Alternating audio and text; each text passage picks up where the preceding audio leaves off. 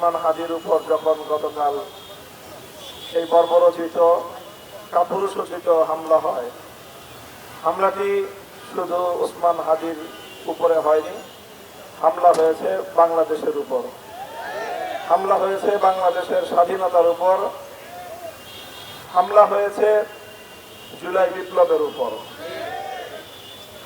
জুলাই বিপ্লব সংঘটিত হওয়ার পর থেকে বহুদিন পর্যন্ত আমি একটি কথা অনুভব করছি, সেটা হলো জুলাই বিপ্লবের যারা অংশীজন তাদের মধ্যে কোনো বিভক্তি, বিভাজন, এটি আবার নতুন করে সেই পরাজিত শক্তিকে বাংলাদেশে পুনর্বাসন করার একটি পথ।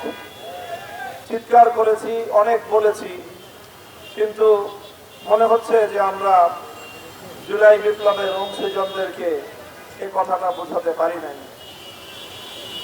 আমাদের এই চিৎকার চেঁচামেচি ব্যর্থ হয়েছে।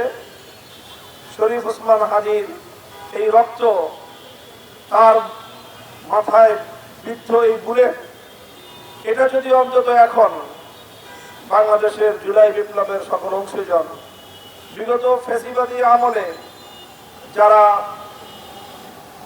মাজলুম হয়েছেন সেই সকল পক্ষ শক্তিগুলো যদি আবার নিজেদেরকে একটু খুঁজে পাওয়ার চেষ্টা করেন, সেই জুলাই বিপ্লবের চেতনাটাকে যদি আপনারা আপনাদের হৃদয়ের গহীন থেকে আরেকবার একটু জাগ্রত করার চেষ্টা করেন, তাহলে হয়তো আগামীর বাংলাদেশ বেঁচে যাবে।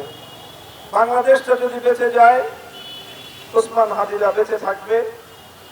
আমরা আশা করি আমাদের এই ভাই শরীফ ওসমান হাদিকে ইনশাআল্লাহ, আমার প্রত্যাশা, আমার আশাবাদ যে আল্লাহ পাক রব্বুল আলামিন তাকে শতগুণ শক্তিশালী করে আগামীর বাংলাদেশের স্বাধীনতা এবং বাংলাদেশের অস্তিত্বকে রক্ষার এক প্রতিবাদী মুখ হিসেবে নেতৃত্বের জন্য আল্লাহ তাকে আবার আমাদের মাঝে ফিরিয়ে আনবেন ইনশাআল্লাহ।